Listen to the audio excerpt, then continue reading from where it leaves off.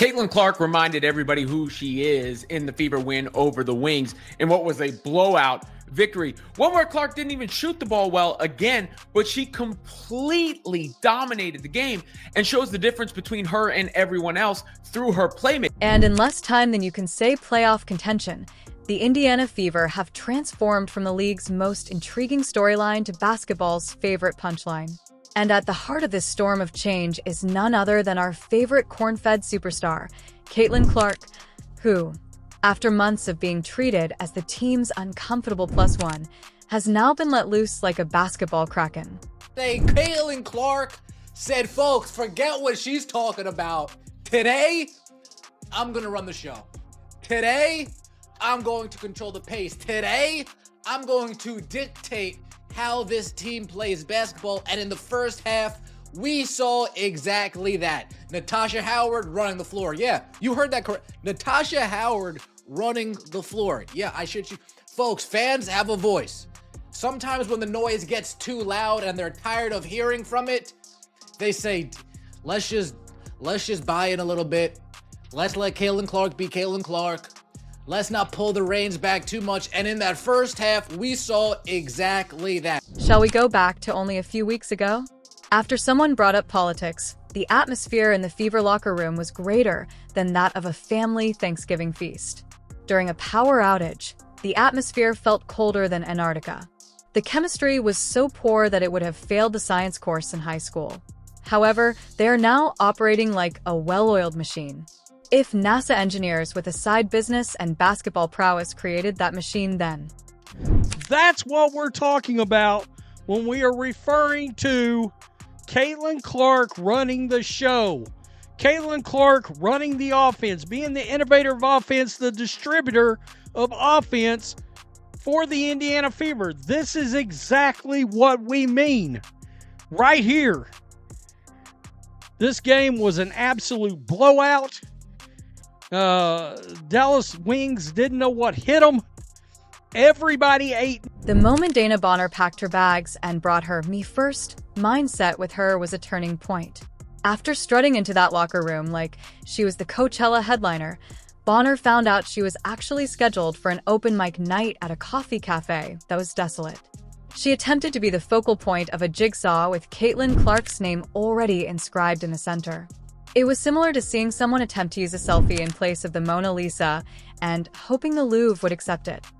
So, Indiana Fever just released her, cut their losses, right? And I hear these analysts saying stuff like, they should have held out for a trade, or I wish they had got a trade for her.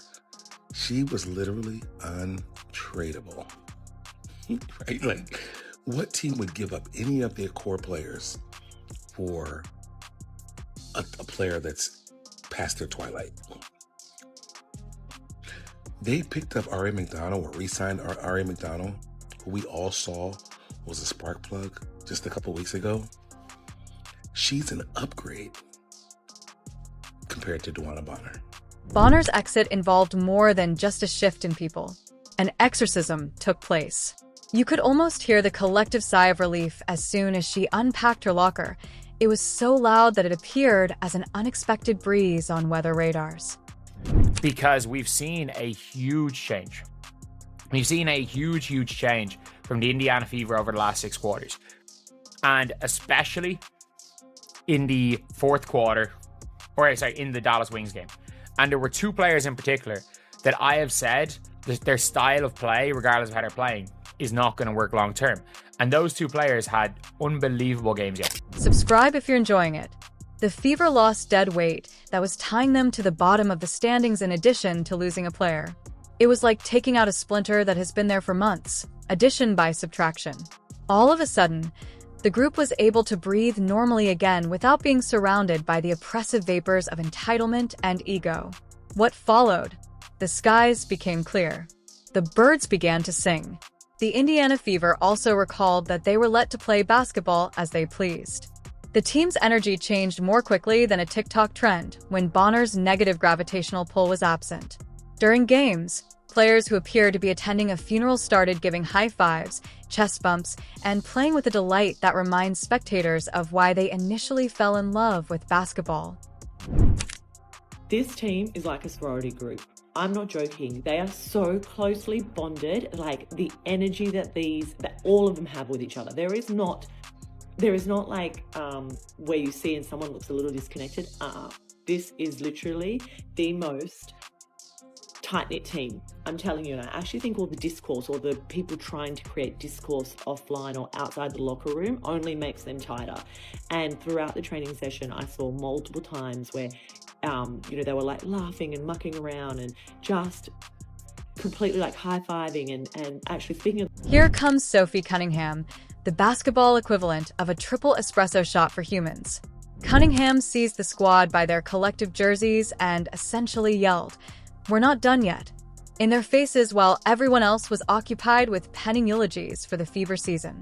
She didn't just take charge. With the subtlety of a library fireworks show, she threw herself into the orbit of leadership. In one blonde cyclone of energy, Cunningham served as the team's unofficial hype woman, defensive drill master, and locker room therapist. She was not providing matches to the team when they needed a spark. She was flinging motivational Molotov cocktails. With the feverish energy of someone attempting to convey the plot of Conception in 30 seconds, Cunningham was drafting plays in the air during timeouts while other players were taking a break. It was probably the standout play in the game. In my mind, Clark with the big-time rejection near the rim.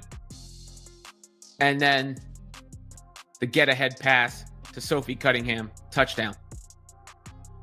And Sophie Cunningham has come into her own as of late. But it's just beautiful. Get it out, get it up, bucket. And, that's just something others cannot do. Her realization that Caitlin Clark's integration into the system was mandatory was her most significant contribution. It was necessary. Cunningham viewed Clark as the skeleton key that may open the Fever's potential, but others considered her as a rival. She served as the link between the new prodigy and the old guard, introducing Clark's basketball prowess to comrades who had been too preoccupied with defending their territory to realize they were sitting on a goldmine. When Clark threaded an impossible pass through the defense during practice, Cunningham would be the first to cheer. She would yell, "That's what I'm talking about," to make sure everyone knew that this was more than simply excellent basketball. This was basketball's growth. She transformed admiration for Clark's skills into a group movement, winning over doubters more quickly than a cult leader offering free snacks. All right, everyone who said that the Fever played better without Caitlin Clark, come to the front because I'm going to slap you in the face. Fever just won 102-89 against the Dallas Wings. Congratulations to Fever. They killed it with their old and trusty playbook of just rim running. And Dallas Wings, Chris Coclanis, have you never seen a Fever game before? They're fast in transition, huge with the long bombs. Caitlin Clark is there. Run to the other side quickly. That's where they got the majority of their points. Poor Paige Beckers. You're such a huge talent, and you're just drowning with this terrible coaching. It breaks my heart, but it was an incredible game until the last quarter when it was very clear that the Fever... Caitlin Clark, meantime, was going through a transformation of her own. Clark returned her kingdom after months of being treated like a visitor in her own locker room. She did so by earning it with talent, perseverance, and the kind of work ethic that makes Olympic competitors seem like weekend warriors, rather than by demanding it. The Clark that we currently see is not merely a basketball player. Every pass is a note in the symphony she is conducting, and every 3 mornings is a crescendo. She is no longer a newbie attempting to establish herself. She is the focal point that elevates everyone in her vicinity. Viewing old Heat games from earlier in the season feels like viewing footage from a different universe, where joy and basketball brilliance were outlawed by a constitutional amendment since the shift has been so thorough. Caitlin Clark now has the 5th most double-doubles with points and assists in WNBA. The 5th most double-doubles with points and assists in WNBA. And we're only in year 2? And we've missed half the season so far? Oh, no. Oh, that record's going to be broken any day now. Screaming or controlling others is not Clark's style of leadership. It's about raising the bar. She doesn't ask for attention. She adds more illumination for the other people. She doesn't only make accurate passes. Being proactive, They reach teammates' hands before they even recognize they are open. As the defense continues to set up the checkerboard, she is engaged in a game of chess. 3 steps forward, speeding up. Gravity naturally draws items toward the most enormous presence, so the team now circles around Clark, not because they were told to. Without a doubt, Clark's basketball talent and IQ produce a pull of their own. Like she's carrying the only bottle of water in a desert, teammates who used to seem reluctant to give the ball to her now actively seek her out. When Clark calls for the ball in a pinch, you can see 5 heads nod in unison before the throw is even completed because the trust is that complete. Even with their actual coaches and their training staff, like I've got some awesome videos of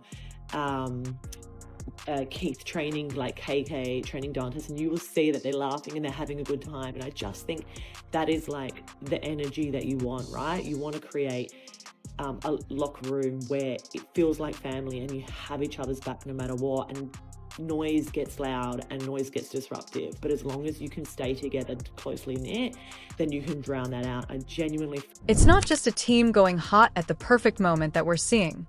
It is a total change in identity. The team with Caitlin Clark is now the one with the fever instead of the other team. There is more to the capitalization than just emphasis. It's to faithfully depict the profound change in how others view them. They have evolved from a sideshow to the main event, from an interest to a contestant. Making the playoffs isn't the only goal of their playoff quest. The goal is to inform the basketball community that the revolution has already begun before the schedule.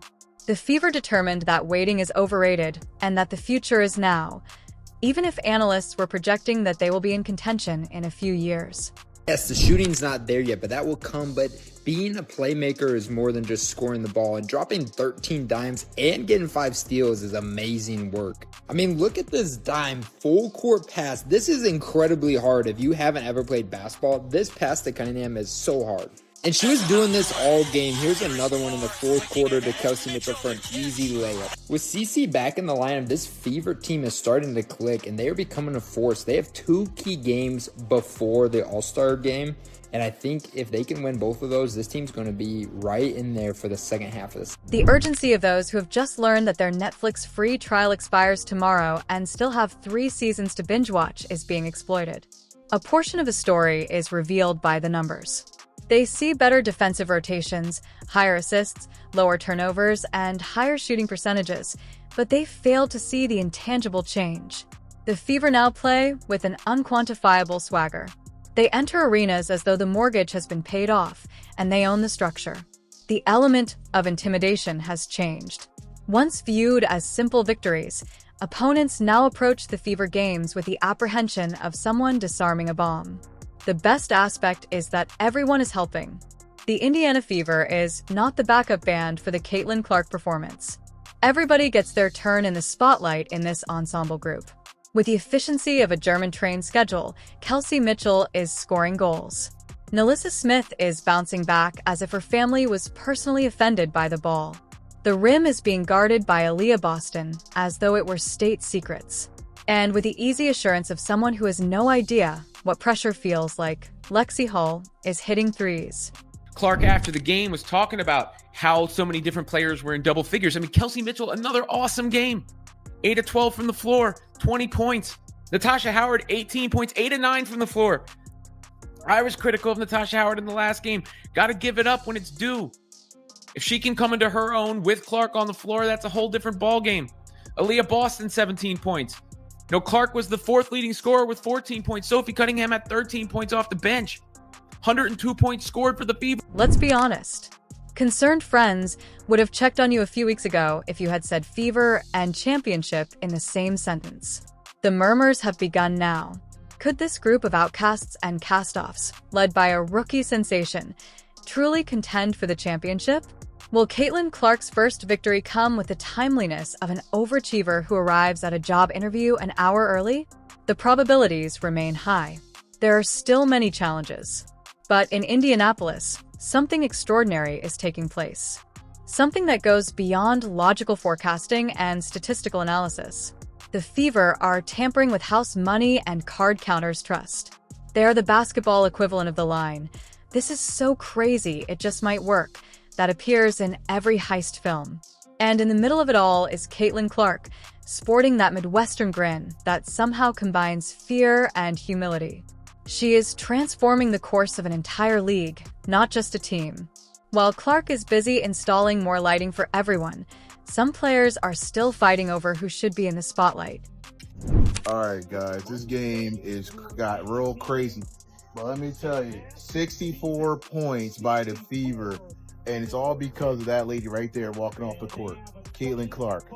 Look, now you got 3 players in double figures. You got Howard, you got Mitchell, but you got her assists. She got her assists, man. She should have had 10 assists already, bro. Dantes fumbling the bag, Kelsey Mitchell eating and wide open layup. Bro, messing up her stats. But anyway, but she got 10 points, so that's pretty good in the first half. Plus a whole bunch of assists. She got 7. So, basketball aficionados, fasten your seatbelts. There is more to the Fever's redemptive narrative than meets the eye. This serves as a warning to the WNBA establishment. It's an obvious message. The future is not yet here. It has already arrived. There are no-look passes that violate the laws of physics when wearing number 22. Winning games isn't all the Indiana Fever are doing. They are redefining what is possible when opportunity and talent collide and greatness triumphs over ego. And that winning run of Twain is only the cherry on top. There will be a feast that the basketball community won't soon forget, and the main course is currently being prepared. Not only are the Fevers hot, they can catch fire. The only thing left to wonder is if the league as a whole has enough fire extinguishers to deal with the situation that is about to unfold. Because Caitlin Clark has discovered her kingdom in addition to her voice in the WNBA. Furthermore, it appears that her rule is only getting started.